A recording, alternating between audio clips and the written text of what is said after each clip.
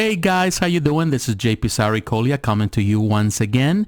And in today's podcast, we are going to talk about Batman and the 80th anniversary. We're going to discuss who Batman is, the past, the present, and the future. So stay tuned for that. But before we get into the conversation of the day, I want to thank those that like and subscribe to my channel on YouTube.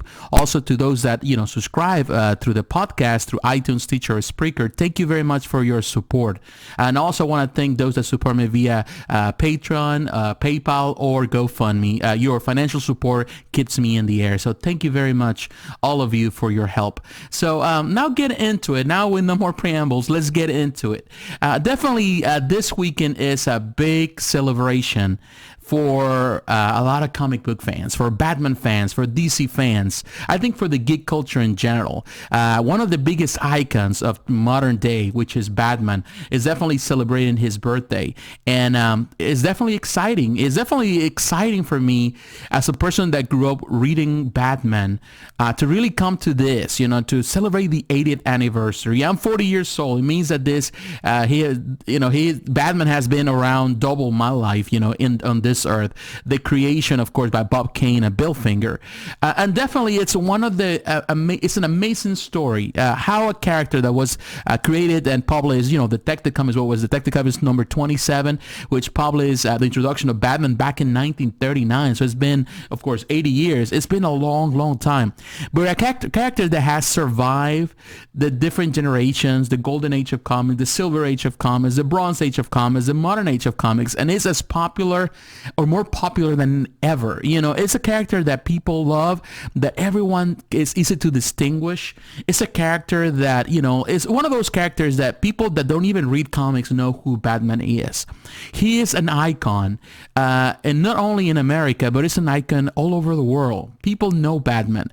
You can change the suit, you can put, add a pouches, and you can add all kind of stuff, change the color of the suit, make the color look a bit different. You can make it more modern. You can make it old school, whatever, but people recognize Batman no matter what, regardless of the suit, because Batman is just Batman. It's an icon. It's a character, bigger than life. As you know, is my favorite character. If you follow my channel, if you have seen or follow my podcast, you know that Batman is one of my favorite characters. If I have to count the two biggest characters in my life, in my childhood, the biggest superheroes of my life, Marvel side is Spider-Man. I love Spider-Man stories. I identify myself with Spider-Man. But on the other side, with DC, I identify with Batman above, Superman, above anybody else. Batman is an icon in my life. It's one of the characters that I love. As a kid, I read the comics back in the 80s. I read a lot of the 70s stuff. It's one character that I love up to this day. I love modern renditions of Batman. There's been a lot of great renditions. It's such a rich character. So many characters don't have that richness. Some characters are more rigid in their construction. Some characters are, not as rich as, they don't have as much layers as Batman does. And that's what makes the difference. In many ways, many people would say this, that Batman is the closest character from the DC universe closer to the Marvel side, because it's a character that has, it's an enigmatic character. It's a character that has moral questions. It's a character that also has struggles, emotional struggles, mental struggles. It's a character that is, also knows his limitations. He is very confident, but also he feels the limitations. And a character that, not only that, the rogue gallery of, all these villains and also all his friends and allies is so rich and powerful. It's definitely a very rich environment. Gotham City, the Gotham environment is such a rich world that full of different layers that really explore the emotional, mental issues. It does a lot of work in it, and it's definitely one of the greatest things. That's one of the reasons why now that it is the 80th anniversary, the birthday, a lot of people are excited. And of course, DC is going and throwing the house, out the window, the sink, and all that, because, it's definitely a milestone get into this. And, DC is doing all kind of stuff, to commemorate this celebration. Particularly, they're also celebrating the Detective Comics number 1000, which is going to be released this week. and the art is by Jim Lee. The cover is Scott Williams, Alex Sinclair. Beautiful art as usual with Jim Lee and it's Scott Williams and Alex Sinclair.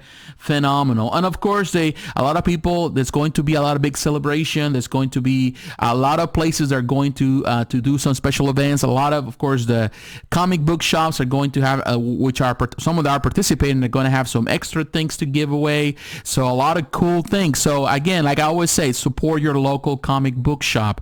Definitely it's a good time to go and get, reacquainted. If you haven't read comics in a while with Batman, reacquainted with Batman. There's great stories out there, and really get into it. There's going to be all kind of things, celebrations in WonderCon, which happens this weekend. They're going to have a special panel called, Happy Birthday Batman, and they're going to start an all-star lineup of, guests. There's a lot of people there. They're coming. I think Jim Lee is going to be there. There's going to be a lot of people talking about the legacy of Batman, the history of Batman, and, the celebration and what is to come. So definitely there's a lot of things. Also, DC universe is going to be free the entire day.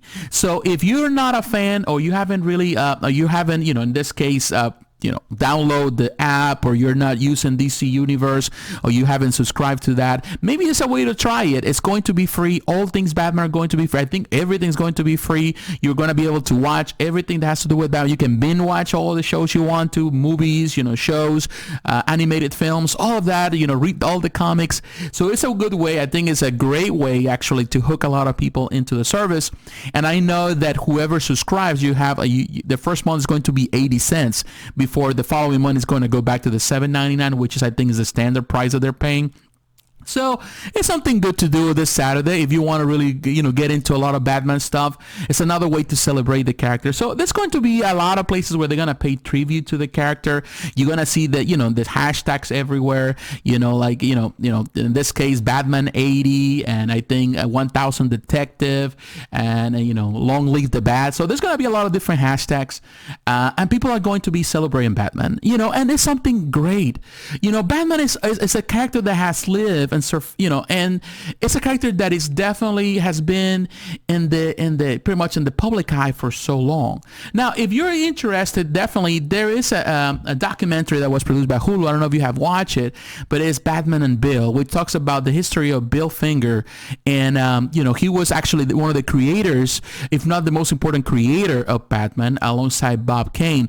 But Bob Kane, of course, it talks about the history, how Bill Finger really pretty much died in a pretty much unknown by a lot of people, and it's until recent years that Bill Finger has resurfaced, and now people assume that he's one of the creators. He was the artist for so long, and but definitely he never got the credit he deserved. Something that practices that the publishing companies did back in the day, which were not fair, and definitely something. But it's kind of like a sad story in one way, but also has a hopeful story, because now their family, they're reaping the benefits, and the documentary trying to bring this to life for the families to also be, supported financially, because of course DC has made billions of dollars with this character that he created, and he died without a cent to his name. So definitely something that, it's good to know.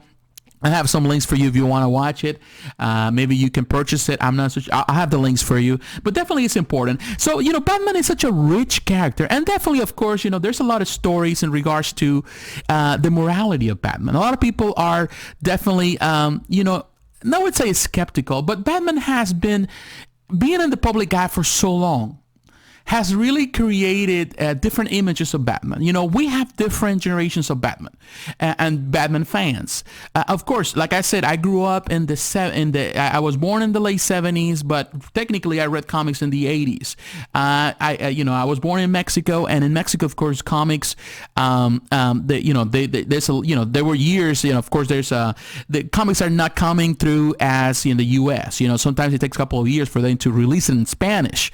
But also I was reading comics in English. I was reading both comics. So I have the opportunity to read the newer comics, which everybody wanted to read, those new comics, new stories printed in English in the US, but also we were reading Spanish comics. There were stories that were prior to it for I would say, 5 years, even 10 years, some of those comics. So I was able to read a lot of Spanish comics in Spanish of Batman.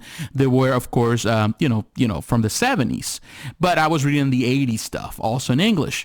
And of course, the 90s 90s stuff and, so on and so on. Batman is such a rich character with so many different layers, so many different artists, like people identify with a specific Batman. Some people will identify with the Origins Batman, but, many of those fans, they don't live anymore. The Golden Age of comics was 80 years ago when the original Batman story was created.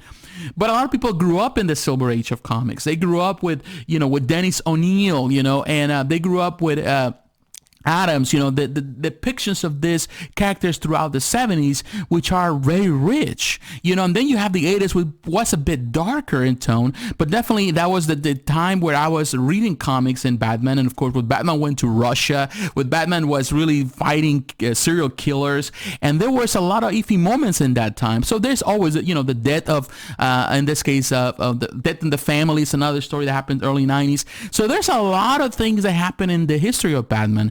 They were very fundamental, and in every person, and you can see nowadays there's a lot of different stories. You have Jim Lee when he had Batman Hush, another version that I really enjoy. I think consider the most beautiful Batman art that ever existed has been created. Just the art alone, Batman Hush, well put together.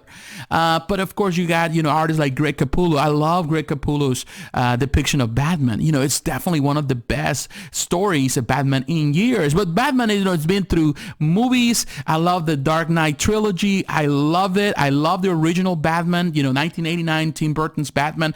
Definitely loved it. I love the following. They were cheesier, but I love them.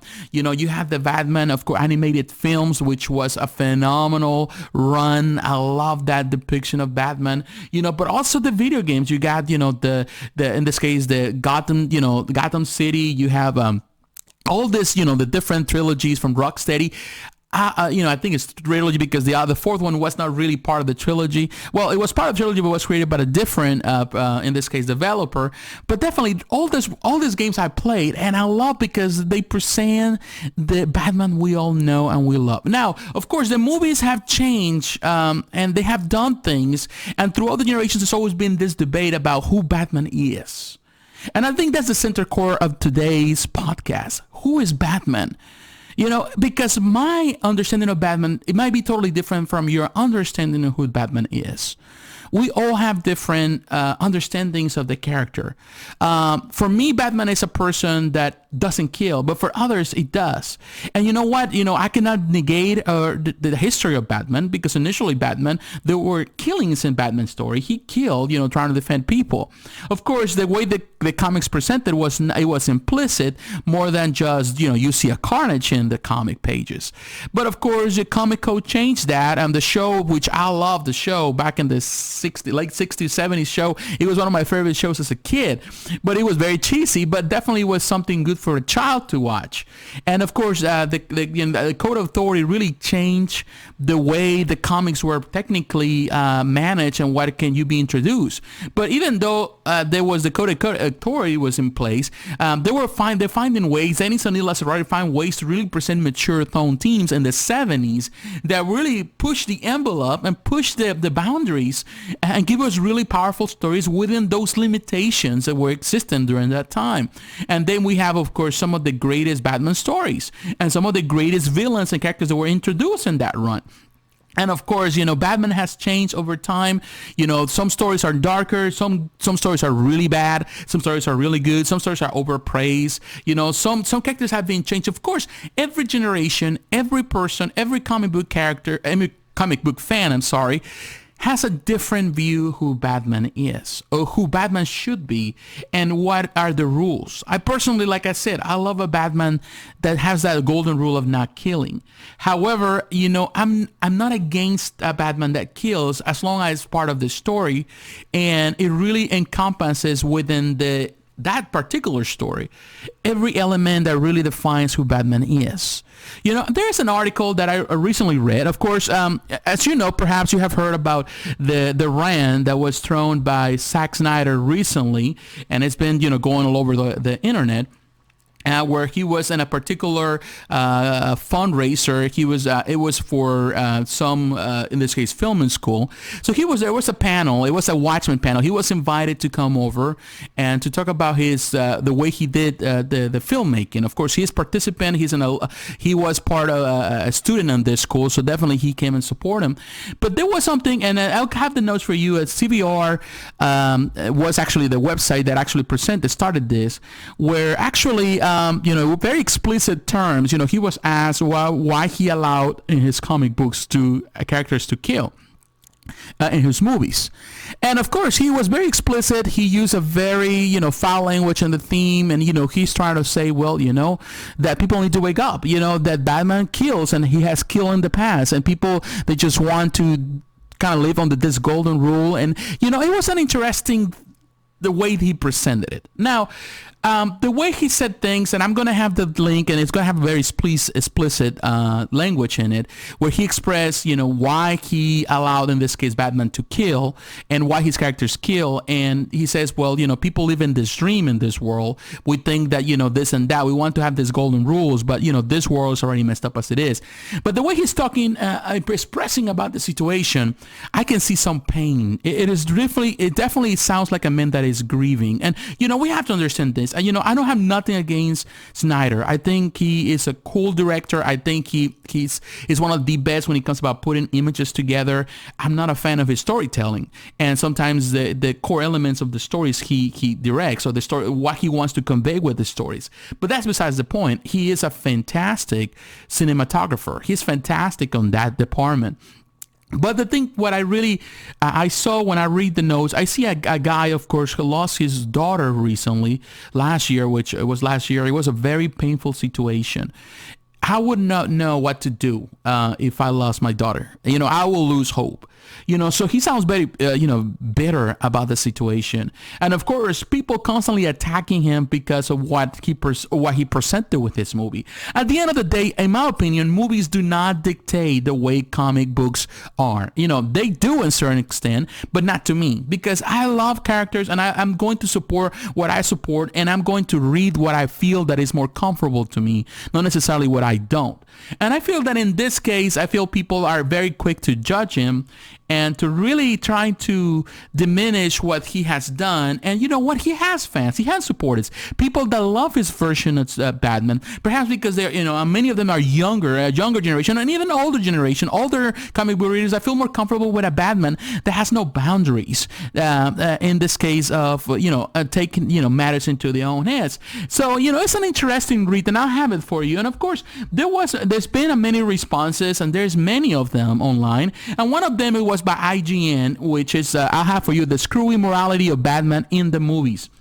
And you know what? Was a very interesting. I went through it and read it. It's talking about how the movies, and it makes some very, very valid points, how movies have changed the perception of who Batman is. Many fans are not really comic book fans, learn from these movies, from the Tim Burton movies, from all these different movies, and they have love this version of Batman, and how they consider this the Batman that kills, the Batman that, it has to take a life, he'll take a life.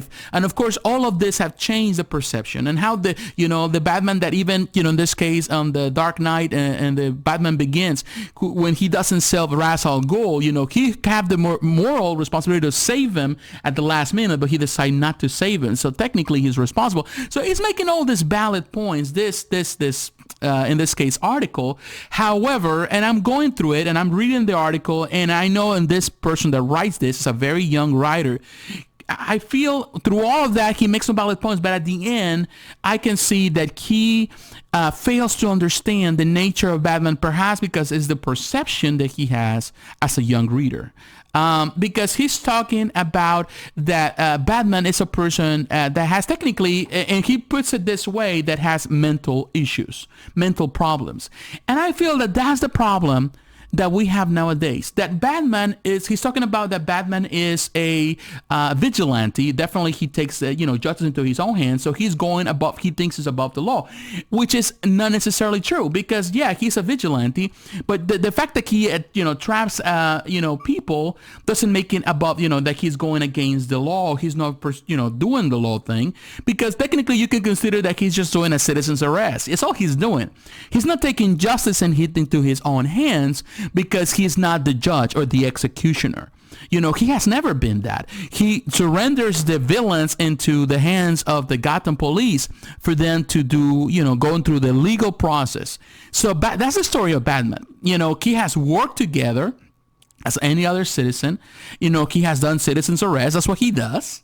And, work with Commissioner Gordon, and, he works with him technically as a consultant. So that's always been the case with the Batman story. Yeah, he's a vigilante, but he's not a vigilante that thinks he's above the law, because he doesn't apply justice in his hands. He allows other things. And of course, this theme within his life has always been the subject of so many different versions of Batman, also interpretations of Batman, and also create some conflicts among his allies who think that he is too soft with some of these villains. And of course, there's a rich interpretation of it. Every book, writer, every person that takes the wheel into Batman stories, of course, is going to inject their own perception into it. And after 80 years, you're going to have so many different versions of it. But the the fundamental elements of who Batman is have always been there. And definitely, this article that we read, IGN, it was interesting, has some valid points, but ultimately fails to understand Batman because considers Batman a person that acts in revenge, acts because he is hurt, because, he's trying to make amends for something that he feels responsible, the death of his parents. And in part it's true, but I don't think he is motivated by painful memories. He's not only motivated by that. Yes, there is some of that, and some of that has been injected more recently in comics. Like trying to make it more like a deviant character instead of being a character that it's, that technically feels a moral responsibility because of his wealth and because of what he has experienced, because he don't want people to experience that he has. That doesn't make you mentally unstable, because at the end of the day, we can reflect ourselves with Batman because we all do that. We live in a world where a lot of the moral decisions that we make are based on our own painful experiences. We are making decisions day in and day out based on that. We pursue certain things and we try to do certain things. Some people go into the police force because they feel more responsibility to save others. Some people go into the military because they feel a more responsibility towards protecting their country. Some people go into medical school because they want to save lives. They want to be vets because they want to save animals' lives. Every person makes a moral challenge. It doesn't mean that you're mentally unstable. Simply it touches home. It depends on you. Some people do it because it touches home. Some people didn't grow up with a parent. They don't have a father. And ultimately they decide to become social workers to help those that don't have that because they identify. It's not like they're mentally challenged or because they are morally deviant, or because there is some mental issues or mental health issues in their lives, because that's what the implication of this article was, which at the end of the day fails to understand who Batman is. He's a man that has go through pain and uses that in order to help others. The same way I build this channel, where my bad experiences in the past, I try to help people and I'm motivated to help people. That's my motivation in life. So I can identify with Batman, in that sense. So I feel like that, and this is the problem nowadays, that sometimes these versions of Batman water down the intrinsical parts of Batman. However, I don't want to just say here that it should stock with, the Batman version that I love should be the one that should be the standard for everyone and for everything. Batman, it's a character that is rich, bigger than life, full of so many connotations, also so many things that are sometimes hard to understand, contradictions. There are a lot of things in Batman that definitely are good to explore, and it's one of those characters that allows writers to really explore in a way that is different. Now Superman is totally different as a character. Superman is a character that it's hard sometimes to create a character that, a world around him, because he is a good guy. He has always perceived as that. Batman is not so much. It's not like he's a good guy, but in so many ways, he is different. He sees the world from a perspective of down below. He puts even Superman above him because he doesn't consider himself as good as that. And he, in many ways, he's trying to prove himself. Doesn't mean necessarily that he's mentally unstable. So definitely, of course, some writers have presented that case. Not necessarily means that those Elseworld stories are definitely the norm and definitely the way we should perceive Batman. So definitely, I'm excited. The 80th anniversary, I'm going to enjoy. I'm probably going to watch DC Universe. I haven't subscribed to it, but definitely I'm going to give it a try and just enjoy at least for a week, or maybe take the trial, maybe do something. I don't know. There's some things there that I'm interested to really watch. We'll see. But definitely, I'm very excited for Batman.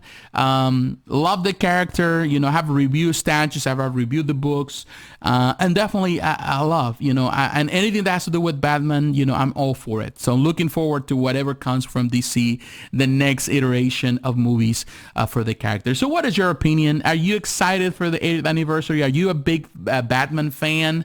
Do you like Batman at all? What is it that you like? What is your favorite version of Batman? Do you like 70s, 80s, 90s, 2000s? Do you like the modern versions? You like the Batman that kills, or you think Batman should not kill? I would like to hear your opinion. Share it down below if you're watching this on YouTube. And once again, thanks for watching. Thanks for listening to the podcast. Please like, comment, and subscribe if you're watching on YouTube. Also, share that and this video or the podcast through social media. You can do it through all the different outlets. And please consider supporting me financially. You can do so through Patreon, through GoFundMe, through PayPal. All the links are down below. So once again, God bless you and have a great weekend. I'll talk to you again. Bye-bye.